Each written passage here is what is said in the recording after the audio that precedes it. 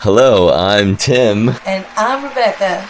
And we're the Shitty Movie Reviewers. Today we're going to be looking at childhood favorite movies. Yay! And I was the first to draw the straw. So one of my favorite movies is The Secret of NIMH. Have you ever seen The Secret of NIMH before today? I have seen it, but I was like really little, and also I don't remember much about it at all. Unbelievable. Now, were you aware that it was based on a book?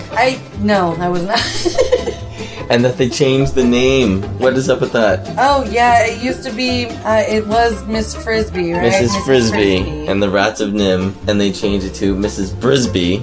Yeah. Because it just like slipped it right in there, right under you. Because of copyright issues with actual Frisbees. With actual Frisbee companies. That makes a lot of sense. Alright, so yes, this is one of my favorite movies from my childhood just because I watched it a lot. I was 8 years old when this came out in 1982. This is why you're so weird now. Yes, because it was rated G and it did contain graphic violence. What movie didn't in that time period, though, you know? Exactly. But anyway, so this movie is about Mrs. Frisbee and her family. Mrs. Brisby. That's right. And I apologize. It's Mrs. Brisby and her family. And it's in peril because she lives on a farm and it is about to be plowed and her home is in the way. And now everything would be fine with moving except for that her son, Timothy, is sick with the flu. So she has to what? She has to go find that scientist guy. Yep. Right? Mr. Ages, yep. Who apparently is like the Mr. Town everyman because he was like chemist. Yeah, I mean he seemed like he was like a scientist / inventor / pharmacist. Yeah, everything. Yeah. The everyday man. He's the witch doctor. Yep. I like Mr. Ages. Yeah, he was pretty cool. I like it because he, like they introduce him, he's like, "Great Jupiter, woman, what do you want?" Yeah, you're totally bothering me. Can't you see that I'm... all he was doing was just bumbling around, talking to himself the whole time. She's like, "Why are you bothering me so much?" They introduced you to him by showing his science lab exploding. Yes. Right before Miss Brisby gets there. So we know he's nuts already. And somewhere in between that time and the next time we see him, he breaks his fucking leg. Yeah, that's right.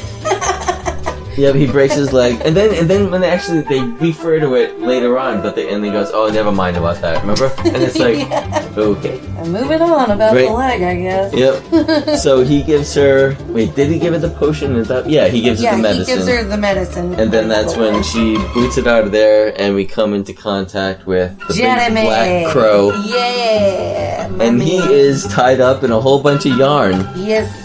Jeremy is voiced by Dom DeLuise, my favorite. A classic. And he is... That's the voice of my childhood right there. Lots of movies. So, and Jeremy is tied up in yarn because he is trying to attract some lady attention. Oh, yeah. And he, for some reason, thinks yarn is going to do it. He's tied up in a really pretty red string, if I'm being totally honest. And it does work for him. I found the string attractive. And the yarn does work for him in the end. It does work for him.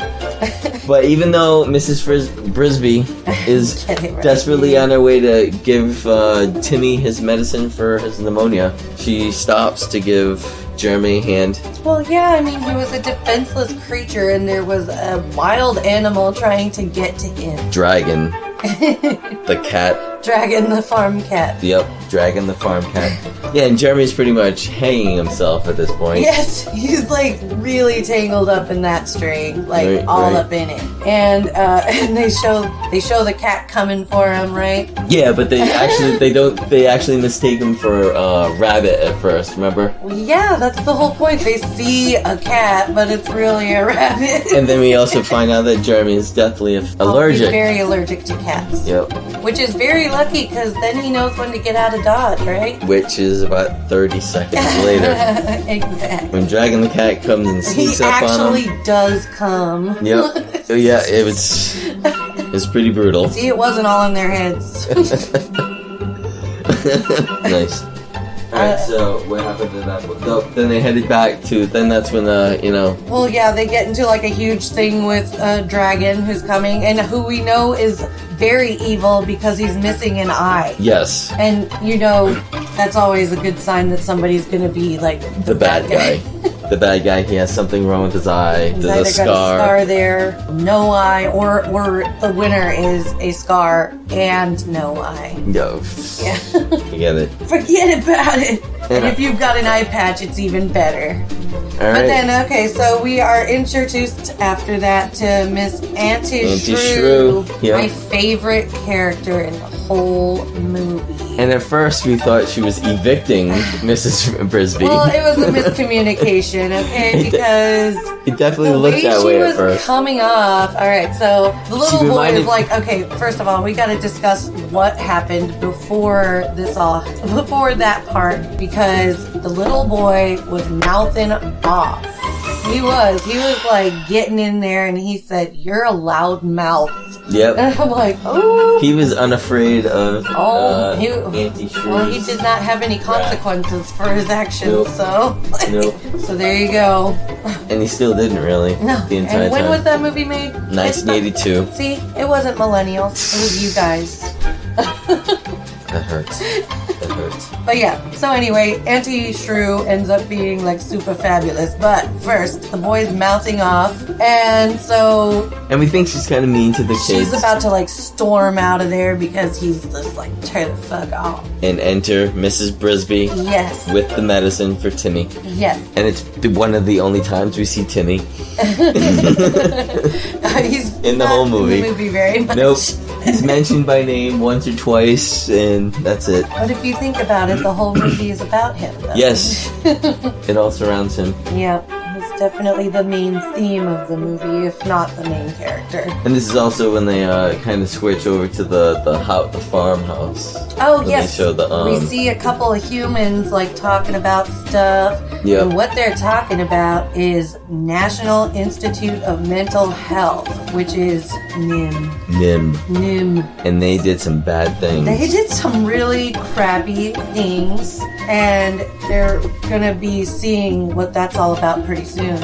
And meanwhile, at the same time, we're also witnessing rats escaping from a window, crawling across the lawn with the power cord. Remember? Into the thorn bush. Yup. It's the first time we see the thorn bush that they're all living in. Which is really cool. Did It's we a even pretty mention- groovy place. Yeah. Did we even mention Nicodemus at all? No. The movie opens with Nicodemus, and we haven't even mentioned him. Which is so funny because I actually have it written down. Right, so do I. But we might as well skipped just right on over him onto Mrs. we might as well just lead up to Oh him no, anyway. just Mr. Frisbee. But so, oh yes, and then also through this scene, we also learn that the moving day is moved up. Oh yes, the frost came early, some shit because of global warming, whatever. Right. It was This movie was made a long time ago, and even they knew it was up. something about fossil fuels, Reaganomics, Something about Reaganomics. something, we are the world, hands across America, something. But, so that means Mrs. Brisby has to stop the plow. That's right, because then, that's right, this is when the plow actually does start moving. Yes, and that's when Auntie Shrew really proves that she's Comes like, to the rescue. super fucking awesome. The best character in the whole movie by far. They learn that the day is moved up, and boom, the plow is right there. There's like no actual, it's just right there too, it just happened. And so, yeah, they say, oh, yep, it's moving day, and it was indeed moving And day. it was moving day. Am Oh, we I- forgot to talk about the bunny thump code, which I thought was pretty cute. The what one? Oh, when the plow started Oh, yeah, going, the bunnies all pounded their little feet on the ground The whole to communication. warn everybody. And actually, you can't bring up Nicodemus now, because this has been the whole time where he's watching, Oh yeah, he's like looking at her through this portal. yeah, like almost Just like, pretty cool looking. and he starts talking about his, I'm like, so apparently being like a science lab rat makes you magic. yep, Gives them secret powers. secret I'm powers. like, what the hell is this mental health institute like working on? Exactly. What are they working on? Like, why are the rats magical now? Why do they have powers? And how are they making tiny amulets? You have the amulet. Has he even showed that yet? Well, yeah, he's always talking into the amulet and playing with it with his fingers. His weird boily fingers. Like, they're like, this is a good guy, but we're gonna give him the creepiest fucking hands I've ever seen in my life. He kind of looks like one of the creatures from the Dark Crystal, actually, like, with a goatee. Like he's very fragile in the hand. Oh, yeah. I'm like, don't go near it. It's got oils on it. And he definitely reminded me of Yoda, just a little bit. I'm gonna say it, Yoda. Yeah, and this is when mental telepathy like convinces Mrs. Frisbee to go seek out the great owl. That's right. But owls eat mice. But owls do eat mice. So that's kind of freaky. I love that they have her mention that like several times that owls do in fact eat mice. Yeah, so that's what it takes too, apparently. Like, she's afraid of seeing the mouse, but Nicodemus is watching her through a portal and says, "Hey, go see the owl." Yeah, yes, you said mouse first. Mouse. Go see the owl. So boom. So there she is, seeing the owl, even though owls eat mice. The owl is definitely creepy. Yeah, as soon as she gets there, she's about to get like gobbled up by a big, scary, like red-eyed spider, like giant spider, and then we see it get like graphically like crushed under the foot of a giant owl. Yep. And then he eats a fucking the moth. It's a random moth and chomps. She's like, "Hey, Mr. Owl, somebody sent me here and said that you know how to move my house," and he's just like, He's like, just you gotta move it. You gotta move it. You gotta move it to a safe spot. That's what you gotta do. That's it. And so it's not until she mentions her last name, Mrs. Brisby, and that he knows her husband. Yes, Brisby, not Frisbee. I really love it. Because every time I think of Mrs. Frisbee, I just want to go outside and toss the frisbee around. Yep. You know? It's definitely infringing on something there. It's not until he figures out that she's related to Jonathan Brisby that he's, then he's like, "Oh, in that case, you should go seek out Nicodemus. You know, the one that told me to go see you." Or the other way around. Well, it doesn't really matter. Yep. Hey, did they ever explain what the Lee of the Stone was? What is the Lee of the Stone? Let us find out. The Lee of the Stone. Long pause. Let me just look it up. The Lee of the Stone is... Ready? I'm ready. A large stone protruding from the ground. Oh, okay. So and arching. That's where they did go there. Yeah, that's where the plow couldn't plow. Gotcha. But no, they never really did. I mean, they did, I think, right? Yeah, well, they said where to put it, but they never actually called it the Lee of the Stone again. I don't think it was. I don't know. I think it was made the owl to look wise. So yep, after Nicodemus sends Mrs. Brisby to go see the owl now sends Mrs. Brisby to go see Nicodemus. Yes. Because plot. Because it must be. Jeremy and her break into the farm incognito with whatever he was wearing. Whatever he was wearing. That nice pink robe. And she enters the mystical land that is the thorn bush. Yes. The home of the rats. Really pretty in there. It's got Christmas lights, guys. It's crazy, yeah. It's got full power. Crazy. It even had like running water. Oh, and it had the little car from Monopoly in there. It was a pretty sweet. Yeah, that whole setup was like a toy, toy soldier. Remember that when we introduced that one guy? All sorts of cool shit in there. Justin, when we introduced Justin, he's just like the toy soldier there. We think he's the bad guy at first, remember? Well, yeah, because they made him have his little fangies out. Yeah. Oh, and we find out. Let's make him look really dark and scary here, but then he's gonna come out of the shadows and look like a normal guy, and not a scary rat that's going to eat my face off. And this is where he starts talking more about the amulet. Because then we're introduced to that one, the bad guy character through the amulet. Yes. Jenner. And that whole weird little plot that Jenner wants them to stay in the thorn bush and fight the humans, which they would lose, my guess is. But Nicodemus wants them to move to bigger and better places, but Jenner wants them to stay. Did they ever explain why he wants to stay so bad? Just because they were getting the power from the farm, so everything was handed to them. He didn't want to. He didn't want to work for it. Yeah. Yeah, Nicodemus was willing to take it to the next level. Oh my god, my mind just got blown. And Jenner didn't. He was like, I'm satisfied. But he also at the same time made it look like he was fine with staying there. I mean, going with Nicodemus's plan because he hatched an assassination plot in this rated G movie. Oh yeah. There is an assassination plot. It worked. It did work. It was a successful assassination plot. But alright. How dare he? But that comes later. So I just gave away like the total. Oh my god.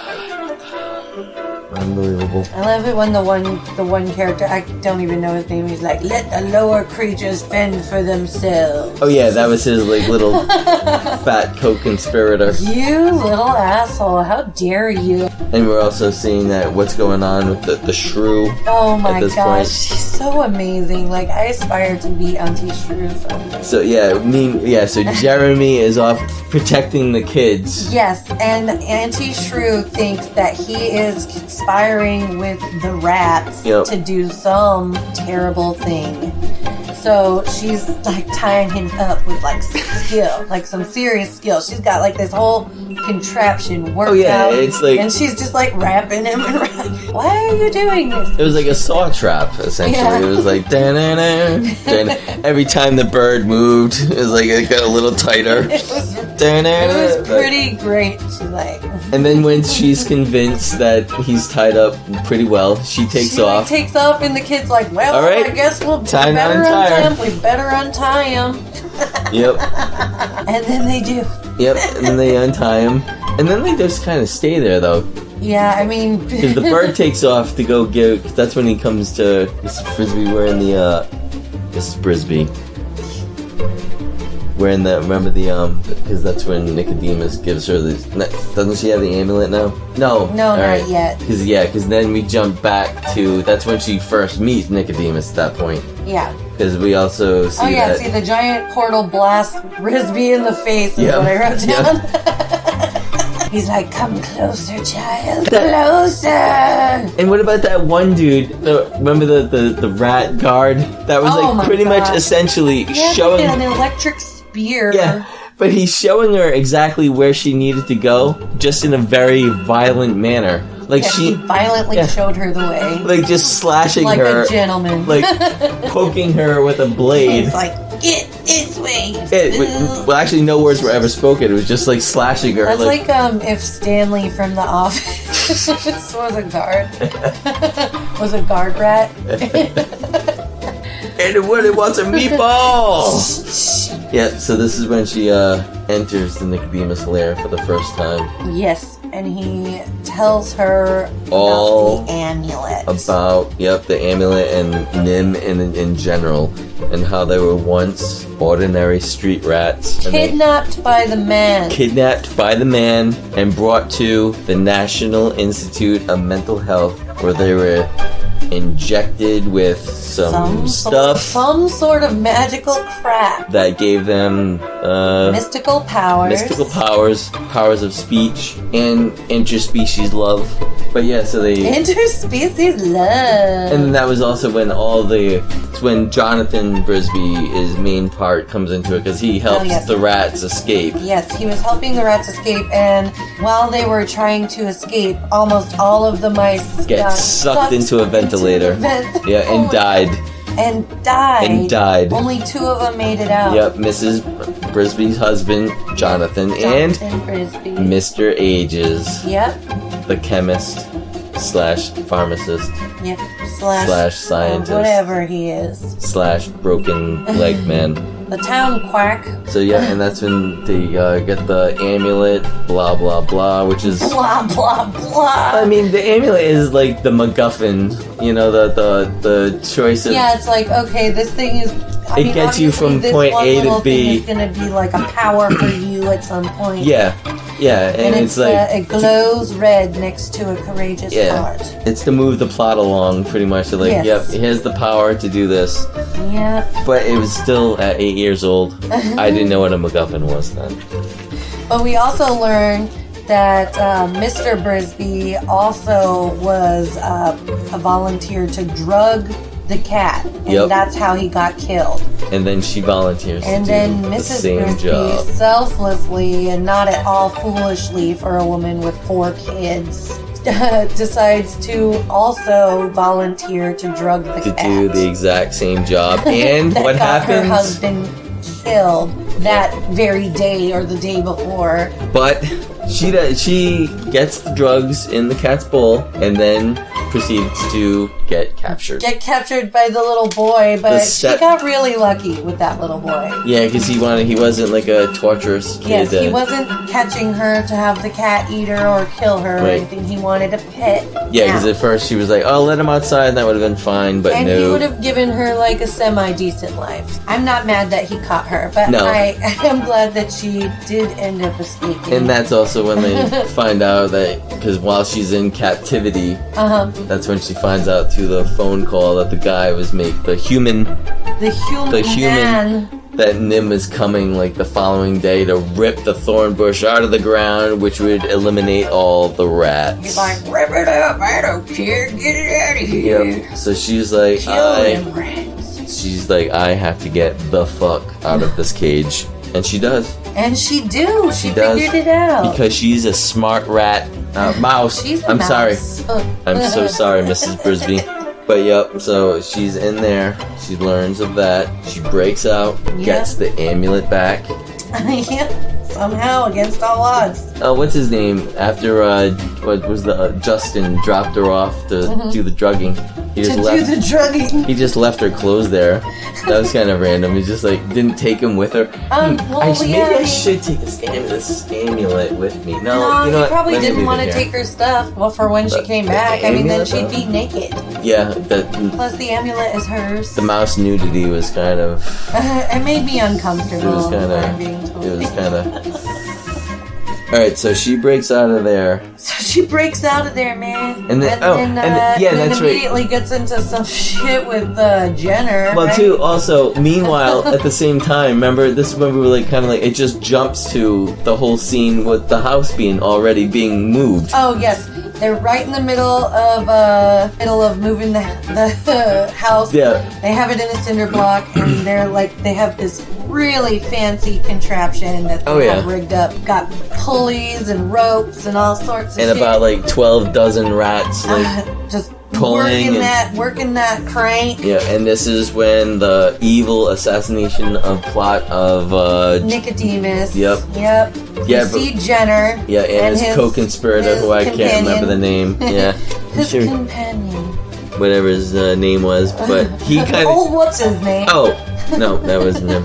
But he does actually have a change of heart.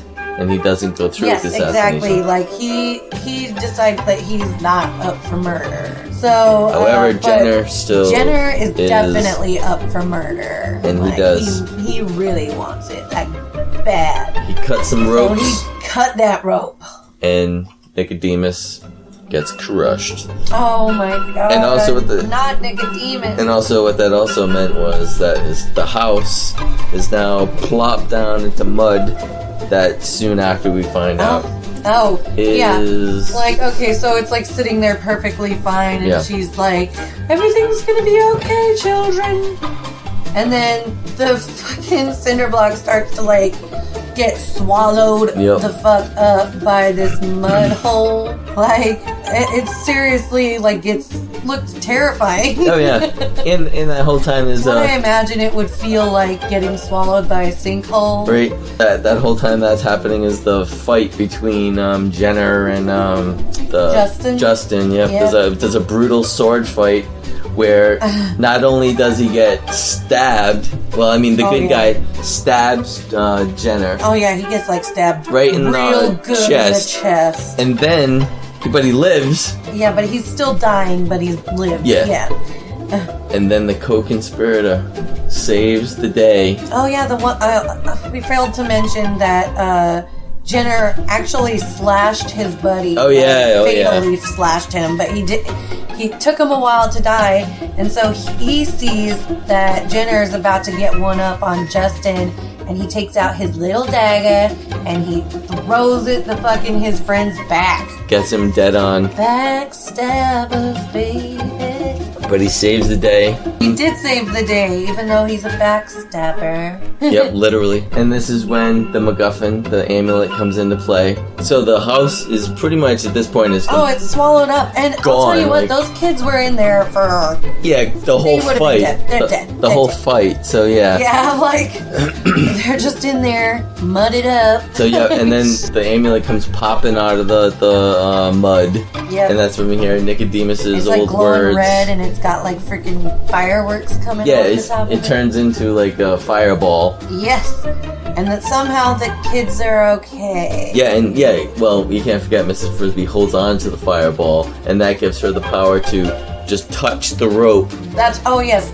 Oh, and she looks so magical doing it too. She like closes her eyes and just gently taps the rope. I'm like, okay. I mean, your kids are in danger. Could you move it along? Like, could you like spare us the theatrics and just like touch the damn rope? I must. Nope. They actually had her do a lot of dainty little things like that, which actually I do appreciate because it really kind of shows what kind of lady Miss Brisby is. Brisby.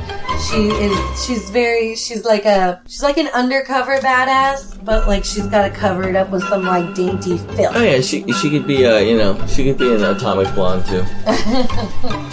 But yep, so and then that was another thing. The whole time Timmy is still sick apparently in bed. Remember, and we still haven't seen him.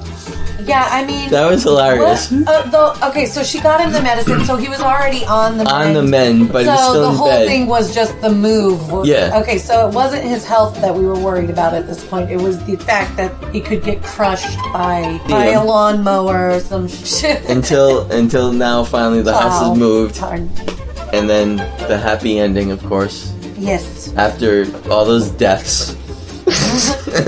After all those deaths in this G-rated movie. Yes, they're finally in a safe place and able to do whatever they please. And the best part, Jeremy, he finds love, remember? Oh my god, yes! Like, somehow at the very end, they're just like, alright, let's send in another one. Let's send in another crow. She just, like, crash landed into his That bed. has a thing for, yarn. Well, and yeah, apparently all birds have a thing for yarn. I guess. They gotta pretty that place up. Alright, so what else should we mention about the secret? Oh, I wanted to point out these funny things. Okay. That, Will Wheaton from Star Trek fame was a voice of Martin Brisby. Shannon Doherty from Beverly Hills 90210 is Teresa Brisby. Who else was kind of famous? Oh, John Carradine was the Great Owl. What's his name? Derek Jacobi. He's was Nicodemus. That's that British guy. Yeah, so. And then, of course, who else was in it? Edie McClurg. Who's that? You don't know who Edie McClurg... Alright, let me just click this. Edie McClurg. You're gonna be like, what? Right there, Edie McClurg. Oh, I love her! What a little dickhead. She's great. Oh, yeah. But, yeah, so that was, Mrs. Frisbee. Yes. And the Rats of NIMH, even though the movie's called The Secret of NIMH. Called The Secret of NIMH. Yes, thank you very much. Get it right, son. And there is a Secret of NIMH Part 2. I'm gonna have Rebecca watch that one by herself. And report on that one. But, yeah, so until next time, this is Tim. And this is Rebecca. And we're the Shitty Movie Reviewers. Woo. Until next time. Adios. Bye-bye. And I don't say anything until I hit stop. That's a joke. What? Okay.